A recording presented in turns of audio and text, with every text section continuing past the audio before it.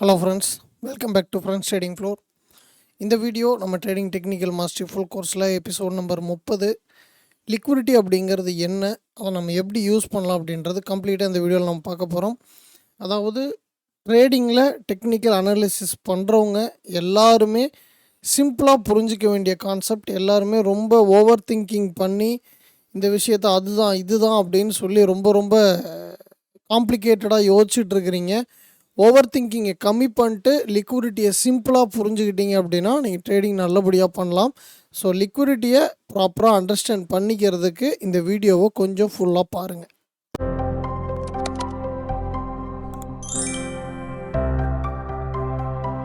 என்னடா கலர் கலராக பொம்மை போட்டு வச்சுருக்கான்னு சொல்லி பார்க்குறீங்களா? லிக்விடிட்டியை புரிஞ்சுக்கிறதுக்கு ஒரு சின்ன கதை இன்றைக்கி சொல்ல போகிறேங்க, ஒரு குட்டி ஸ்டோரி. அதாவது லிக்விடிட்டி அப்படின்ற ஒரு விஷயத்தை அண்டர்ஸ்டாண்ட் பண்ணிக்கிறதுக்கு ஜென்ரலாக பிஸ்னஸில் நடக்கக்கூடிய டிரான்சாக்ஷன் அப்படின்றது நமக்கு புரியணும். அதாவது லிக்விடிட்டி அப்படின்றது ட்ரேடிங்கில் மட்டும் கிடையாதுங்க, எல்லா தொழில்லையுமே எல்லா இடத்துலையுமே இருக்குது. அதாவது இந்த ஃபோட்டோவில் இருக்கவர் யார் அப்படின்னு உங்களுக்கு தெரியும், நம்ம எலான் மஸ்க். ஸோ சிம்பிளாக எனக்கு ட்ரேடிங் வியூவில் இவர் இமேஜ் தான் கிடச்சிச்சு. பட் இது கொஞ்சம் ஃபெமிலியரான ஃபேஸ் அப்படின்றதுனால யூஸ் பண்ணிக்கிட்டேன். கண்டென்ட் என்ன அப்படின்னு சொல்லி பார்த்தீங்கன்னா, லிக்விடிட்டியை நம்ம எப்படி அண்டர்ஸ்டாண்ட் பண்ணிக்கலாம் அப்படின்னு யோசிக்கும்போது சிம்பிளாக இந்த நபர் யாரோ ஒரு நபர் இந்த இடத்துல ஃபோட்டோ வச்சுருக்கேன், அதை விட்டுருங்க. யாரோ ஒரு நபர் ஒரு ஸ்டோர் வச்சுருக்கார், அது ஒரு grocery store, medical store, or gift, or bakery, fancy store, something எதுவாக வேணாலும் இருக்கட்டும். ஓகேங்களா? அவர் ஒரு ப்ராடக்ட் செல் பண்ணுறார். அது மேபி க்ரோசரி ஸ்டோரில் இருக்க ரைஸ், சுகர், சால்ட் அந்த மாதிரி விஷயங்களாக இருக்கலாம், மெடிக்கல்ஸ் எதுவாக வேணாலும் இருக்கட்டும். ஒரு பேக்கரி அப்படின்னு கூட வச்சுக்கோங்க சிம்பிளாக. ஓகேங்களா? அப்போது எலான் மஸ்க்கு நம்ம ஊரில் ஒரு பேக்கரியை ஆரம்பிச்சிருக்காரு. ஓகேவா? அவர் ஆரம்பிச்சிருக்க பேக்கரியில் கம்ப்ளீட்டாக ஸ்வீட் ஐட்டமாக செல் பண்ணிகிட்டே இருக்கார், நல்லா போயிட்டே இருக்குது. திடீர்னு மழைக்காலம் வந்துச்சுன்னு வச்சுக்கோங்களேன், இனிப்பு அப்படின்ற ஒரு விஷயம் நம்ம மக்கள் விரும்பக்கூடியதாக இருந்தாலும் அந்த கிளைமேட்டுக்கு தகுந்த மாதிரி அந்த பொருள் மேலே இருக்கிற நாட்டம் அப்படின்றது குறைய ஆரம்பிக்கும். அந்த மாதிரி ஒரு நபர் ஒரு பொருள் சேல் பண்ணுறாரு அப்படின்னா அந்த பொருள் எதுவாக இருந்தாலும் அந்த பொருளோட மதிப்பு அப்படின்றதும் அந்த பொருளுக்கான டிமாண்ட் எந்த அளவுக்கு இருக்கும் அப்படின்றத பொறுத்து தான் அந்த வியாபாரம் அப்படின்றது நடக்கும். ஓகேங்களா? இப்போது எலான் மஸ்க் அவருடைய பேக்கரியில் நல்லா ஸ்வீட்ஸ், ஸ்நாக்ஸ் அந்த மாதிரி நிறைய விஷயங்கள் செல் பண்ணுறாருன்னு வச்சுக்கோங்களேன். இப்போ நம்மளுக்கு ஒரு கிஃப்ட் கொடுக்குற மாதிரி தீபாவளியோ, ஒரு நியூ இயரோ, ஒரு பொங்கலோ, ஒரு செலிப்ரேஷன் பண்ணுற மாதிரி ஒரு ஃபெஸ்டிவல் வருது. அப்போது இந்த இடத்துல அவர் எக்ஸாம்பிள் ஒரு 500 கேஜி, அதாவது 500 கேஜி ஸ்வீட் ரெடி பண்ணி வச்சுருக்காருன்னு வச்சுக்கோங்களேன். அப்போது இந்த 500 கேஜி அவர் ஸ்வீட் சேல் பண்ணுறதுக்கு ரெடி பண்ணி வச்சுருக்காரு அப்படின்னா இந்த இடத்துல நமக்கு என்ன வேணுங்க, அந்த 500 கேஜி வாங்குகிற அளவுக்கு மக்கள் இருக்கணும். இல்லை அப்படின்னா இந்த வியாபாரம் பண்ணுறவருக்கு என்னது, ஏமாற்றம். ஓகேங்களா? ஏன் அப்படின்னா இந்த ஃபுட் அப்படிங்கிறது எதுவாக இருந்தாலும் சரி, பேக்கடு ஐட்டமாக இருக்கட்டும் அல்லது பேக்கேஜ்டு ஐட்டம், எல்லாத்துக்குமே ஒரு எக்ஸ்பைரி டேட் அப்படின்றது இருக்கும். அந்த மாதிரி ட்ரேடிங்லேயும் ஒரு சில விஷயங்கள் இருக்குது. அப்போது இந்த விஷயத்தை நம்ம லிக்விடிட்டி கூட எப்படி மேட்ச் பண்ணி பார்க்குறது? நார்மலாக ஒரு ஷாப்கீப்பர் ஏதோ ஒரு பொருள் உற்பத்தி பண்ணி விற்கிறாரு. அவர் எக்ஸாம்பிள் ஒரு ஸ்வீட் ஸ்டால் அப்படின்னா ஒரு 500 கேஜி ஸ்வீட்ஸ் ரெடி பண்ணிட்டார் அப்படின்னா அந்த இடத்துல 500 கேஜி பை பண்ணுறதுக்கான டிமாண்ட் இருக்குதாங்கிறத பார்த்து அவர் அந்த இடத்துல அவருடைய ப்ராடக்டை குவாலிட்டியாக தயாரிக்கும் போது அதுக்கான டிமாண்ட் இருக்கும் பட்சத்தில் சேல்ஸ் நடக்கும். அப்போ இவர் நல்ல லாபம் சம்பாதிப்பார். ஓகேங்களா? அதை அப்படியே ட்ரேடிங் எடுத்துகிட்டு வரீங்க. யாரோ ஒரு பிக் பிளேயர், அது யாராக வேணாலும் இருக்கட்டுங்க, பேங்க்கு, இன்ஸ்டியூஷன், என்ன வேணாலும் கலர் கலராக பேர் வச்சுக்கோங்க, டிசைனாக அவங்களுக்கு சாயம் பூசிக்கிங்க, நமக்கு கவலையே கிடையாது. ஆனால் யாரோ ஒரு ட்ரேடர் ஒரு லார்ஜ் குவான்டிட்டி பை பண்ணணும்னு சொல்லி டிசைட் பண்ணுறார். ஓகேங்களா? எந்த லெவலில்? எக்ஸாம்பிள் 28,027ன்னு சொல்லி வச்சுக்கோங்களேன். இந்த ரேஞ்சில் ஒரு large number of quantities buy பண்ணணும் அப்படின்னு நினைக்கிறாரு. அவர் டைரெக்ஷன் பை சைடு போகும் அப்படின்னு சொல்லி எதிர்பார்க்குறாரு. ஓகேங்களா? அப்போது அவருக்கான குவான்டிட்டி அப்படின்னு சொல்லி பார்க்கும்போது அந்த இடத்துல நமக்கு கேஜியில் இருந்தது, இந்த இடத்துல ஒரு 1,00,000 லாட்டுன்னு வச்சுக்கோங்களேன். ஓகேவா? ஒரு 1,00,000 லாட் இந்த இடத்துல அவர் என்ன நினைக்கிறாரு, பை பண்ணணும் அப்படின்னு சொல்லி நினைக்கிறாரு 28,027. அப்போது அவருக்கு என்ன வேணும், இங்கே பேசின விஷயத்தை அப்படியே இங்கே கொண்டு வந்து சேர்த்துங்க. 500 கேஜி செல் பண்ணுறதுக்கு இவர்கிட்ட கடையில் பொருள் தயாராக இருக்கும்போது அந்த 500 கேஜி வாங்கிறதுக்கு மக்கள் தயாராக இருக்கணும். அப்போ தான் இவருக்கு வியாபாரம் நடக்கும். அதே மாதிரி ஒரு பிக் பிளேயர் ட்ரேடிங்கில் ஏதோ ஒரு ப்ரைஸ் லெவலில் 1,00,000 குவான்டிட்டி பை பண்ணணும்னு சொல்லி டிசைட் பண்ணுறாரு அப்படின்னா அதுக்கு என்ன வேணுங்க, 1,00,000 குவான்டிட்டி கொடுக்கறதுக்கு அங்கே ஆள் வேணும். இவ்வளோ தான் டிஃப்ரெண்ட் ட்ரேடிங்கில். லிக்விடிட்டி அப்படின்ற ஒரு விஷயத்தை அண்டர்ஸ்டாண்ட் பண்ணிக்கிறதுக்கு இந்த சிம்பிள் குட்டி ஸ்டோரி போதும். ஓகேங்களா? அப்போது ஒரு லெவல் ஆர் ஏரியா அப்படின்றது சப்ளை டு டிமாண்ட், அந்த ரேஞ்சு வந்துடும். அதை நம்ம சார்ட்டில் பார்த்துக்குவோம். பட் சிம்பிளாக கான்செப்டை புரிஞ்சுக்கங்க. இந்த ஒரு நபருக்கு 1,00,000 குவான்டிட்டி 28,027ங்கிற ப்ரைஸில் தேவைப்படுது, அல்லது அதுக்கு மேலே அல்லது அதுக்கு கீழே சம் பஃபர் பாயிண்ட்ஸ் வச்சுருப்பாங்க. அந்த ரேஞ்சுக்கு உள்ள அவருக்கு ஒரு 1,00,000 குவான்டிட்டி தேவைப்படுது அப்படின்னா அவருக்கு தேவையான 1,00,000 குவான்டிட்டியை இந்த இடத்துல என்ட்ரியாக செல் பண்ணுறதுக்கு பீப்புள்ஸ் அப்படின்றவங்க வேணும். ஓகேங்களா? அப்போது அந்த பர்டிகுலர் ஏரியாவுக்கு மேலே உங்களை என்ன பண்ணுவாங்க அப்படின்னா அட்வான்ஸாக பை பண்ணுறதுக்கும் செல் பண்ணுறதுக்கும் தூண்டுவாங்க. That is called inducement. ஓகேங்களா?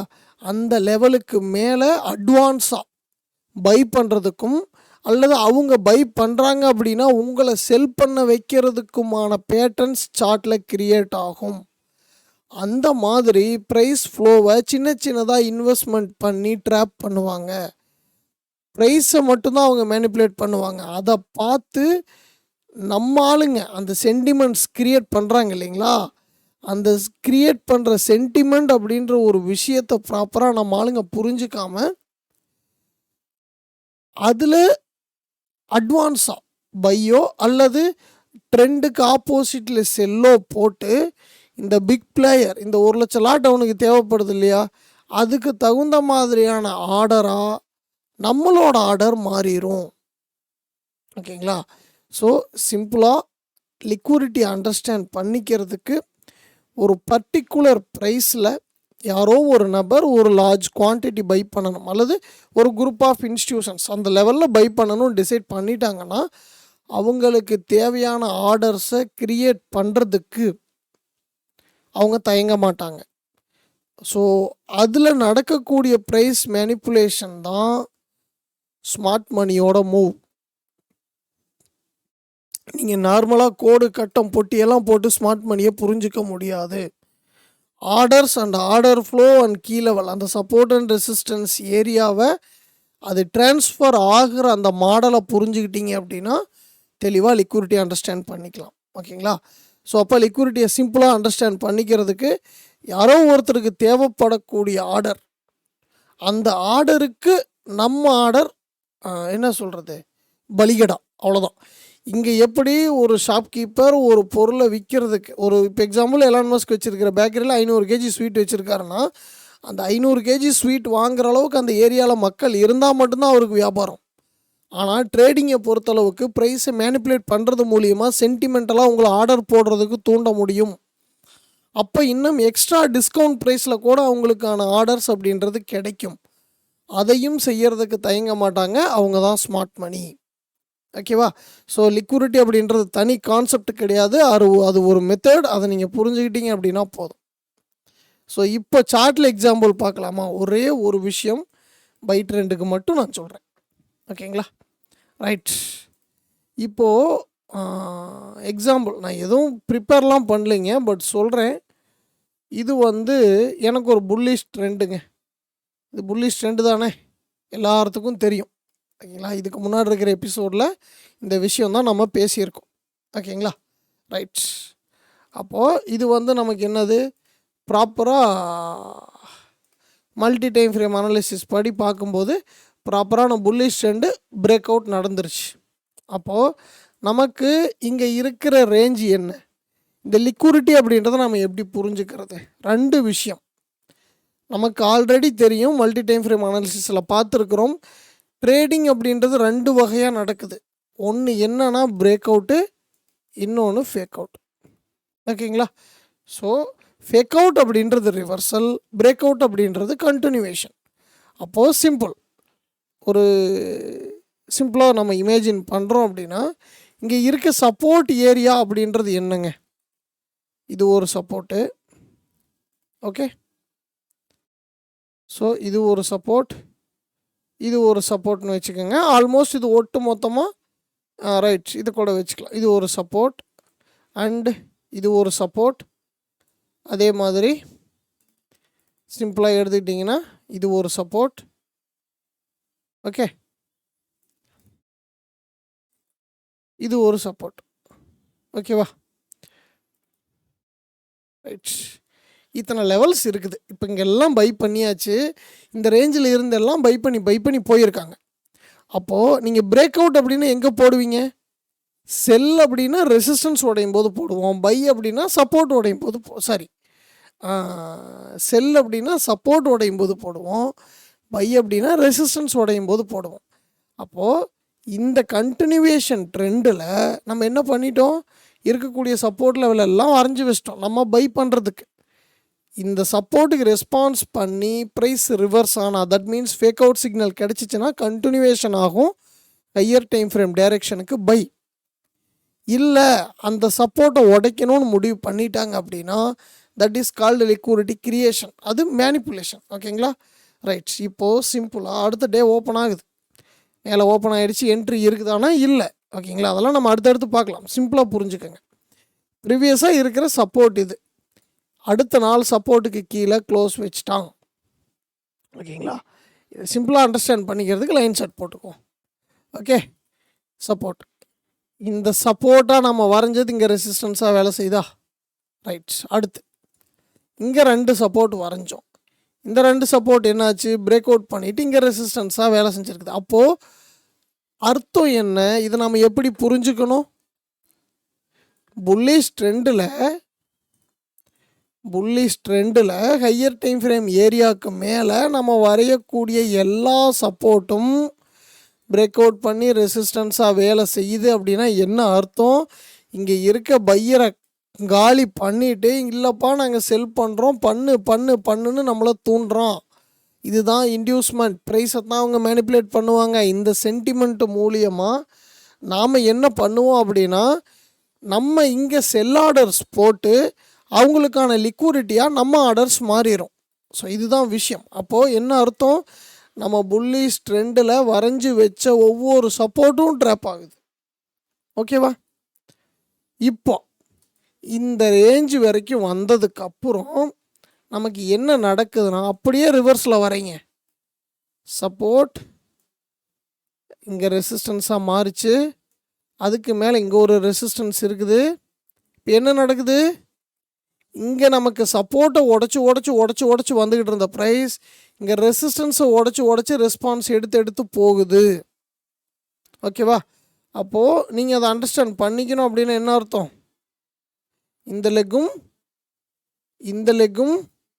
உங்களுக்கு என்னன்னா தெளிவாக புரியணும். அப்போது இது நமக்கு ஹையர் டைம் ஃப்ரேம் டைரெக்ஷன். எது? Higher time frame direction. அல்லது ஒரு ஒரு ஒரு ஒரு டைரெக்ஷனுக்கான டைம் ஃப்ரேம்னு வச்சுக்கோங்க. இது டெய்லின்னு வச்சுக்கோங்க.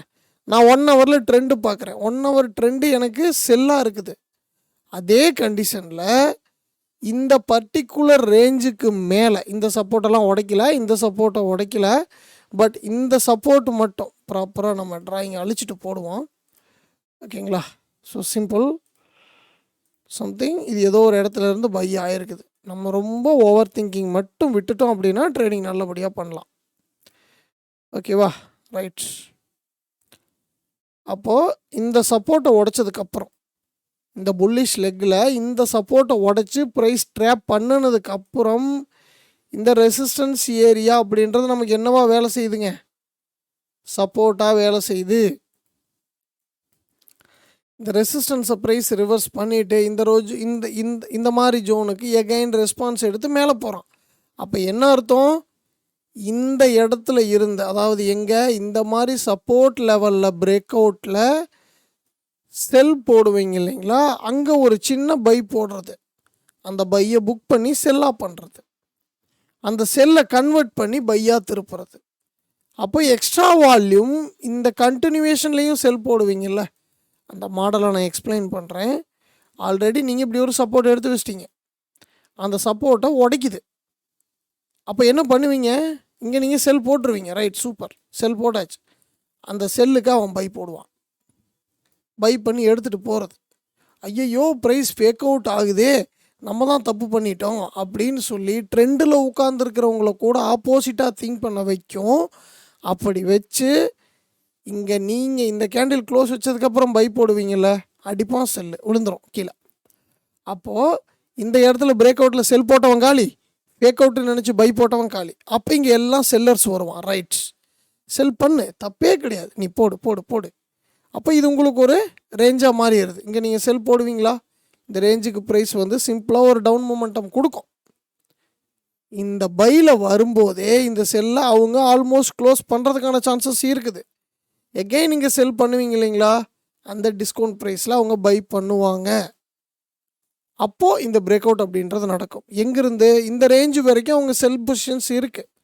அந்த செல் பொசிஷன்ஸை க்ளோஸ் பண்ணால் மேலே போயிடும். அப்போ என்னாகும்?